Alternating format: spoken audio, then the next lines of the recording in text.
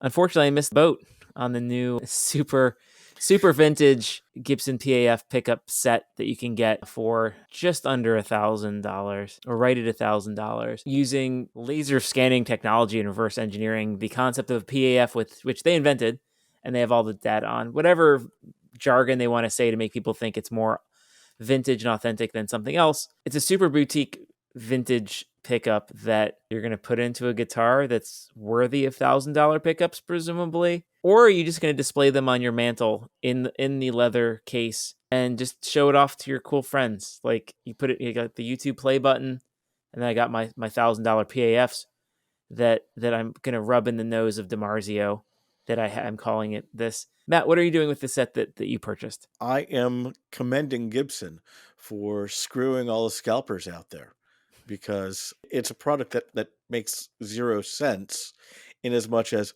okay, you buy this $1,000 set of PAFs. Now, if you take it out of the Lifton case and put it in a guitar, you've destroyed at least $100 of the value because it's no longer mint. Well, So, but like, and yes. then what are you going to do with the Lifton case? It's a case Well, designed that's just to show off the pickups. well, that's where I put my burst bucker set that I pull out of my Les Paul. I put that in there for storage instead of the Ziploc bags I put in my red drawer over here. It makes no sense. Well, it sold out. They Oh, sold out. I'm sure it did. I'm sure that every person who bought them is looking to flip them, and I'm sure that they won't be able to flip them. And Well, let's a question. So flip it. Let's just go check old Reverb and see what we can get. Let's see. Gibson PAF set. What are they calling these things? I think they are just calling them PAFs. Okay, well, good. Let's rub that in. Gibson PAF set. This is good radio right here. Here we go. All right. Yeah, shit. I could get 1962 PAF set, $7,500, but it's actually pulled from a guitar from that era for only $11.95 plus $10 shipping. Mm-hmm. You can get a authentic Gibson PAF nickel cover from a real vintage 1959 PAF. Alternatively, and this is from Trogley's, you can get 1980s Tim Shaw PAFs out of a Gibson from 82 for $11.99. So I don't think the price itself is the thing that's remarkable. I think it's the fact that it's like kind of like a reissue collector's item kind of bit. But there's plenty of pickups in that same style for the same clientele that's in that price range.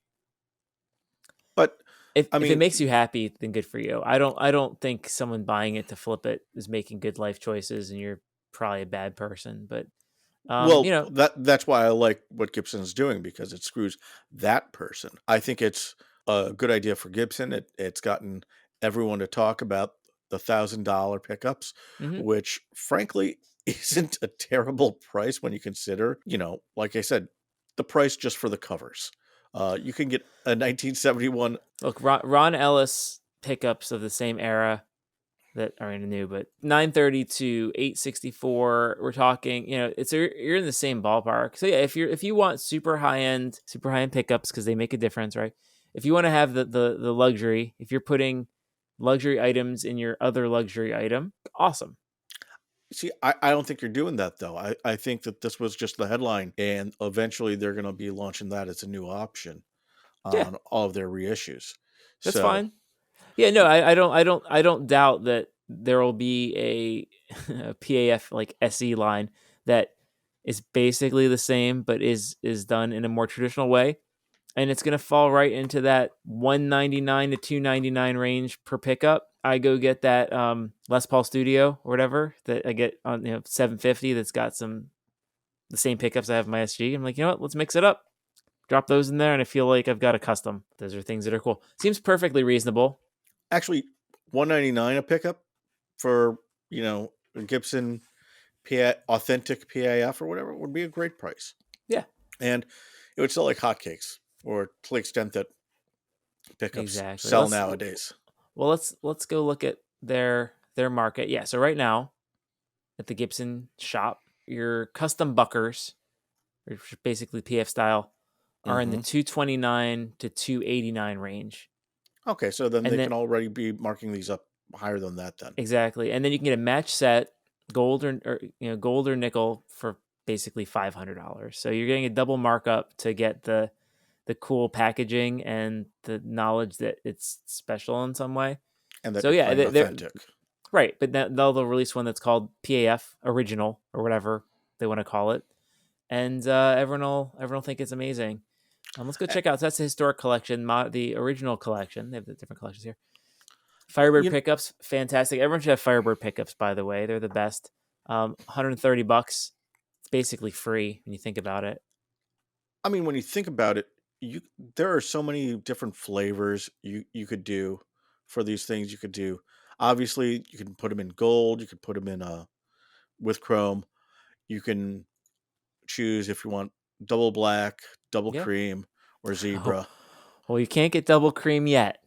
Not yet, unless Actually, you know what? Gibson wins its a trademark challenge. I'm currently on the website now. This will be on the screen. They're taking pre-orders for double classic white 57 classics. Yep. They're taking so it says notify me when available. They've already set up the sales page in preparation of winning their lawsuit. That's they should just rename that the "Come at Me, bro." That's so bold. I want to see what else is in the bold range here. Uh, it's no, that's great. I got bless them, and but I tell you what, $500 a pickup isn't actually that ridiculous. But for a responsible $129, 57 classic zebra buckers, like that's no different than going to the Kiesel pickup shop or any other place that's in the same range. Any DiMarzio, you're in that ballpark. I mean, Minus their sales. 129 is Pearly Gates range. 490s are as affordable as it gets. Everyone should pick up some 490s just to have in your drawer just in case. Well, if you have a Gibson, just a regular Gibson, you probably have 490s Oh yeah, anyways. everyone's got 490s. That's the great joke is like, but yeah, talk about affordable sets. So the 490R 498T set, 229, best value in pickups. Fantastic. This has turned into a fun, wonderful shopping experience. Also, what's great is how authentic can a PAF from Gibson sound? I mean, what are you going to measure it against? Itself, because that's where it came from. Yeah, but which one? They were inconsistent. That's Yeah, the thing about it. that's part of the charm. Yeah, Well, so everything there's tones in the fingers. on one forum I saw someone saying that oh no, he doesn't like Les Paul Studios because they only have silkscreen logos on them. And so oh okay, tone is in the holly veneer on the headstock. Who doesn't? This person doesn't like the silkscreen Gibson logo. Yeah, it's too pedestrian, too plebeian for him. I will tell you what though. I have no problem with my SG Special that has the silkscreen Gibson. It's a fantastic guitar. It's like an extension of my body. But I do have issue. I have grinds my gears. My Firebird standard that has all the delightful fittings of a fine high end instrument, and the Gibson logo is embossed in the truss rod cover in plastic. They couldn't figure out how to put it into the giant head. They have to put it on a piece of plastic.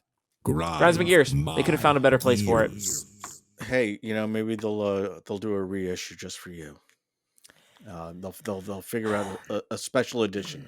If I want version. if I want a signature model, I don't think Gibson's going to ever give me a signature model. But if Jackson could just get the sun off of it, and then we're done. Sand that off, and we're good to go. No, it's fine. We need to do more videos where we actually play guitar. I think then people maybe will consider that. Less fiddling, more playing.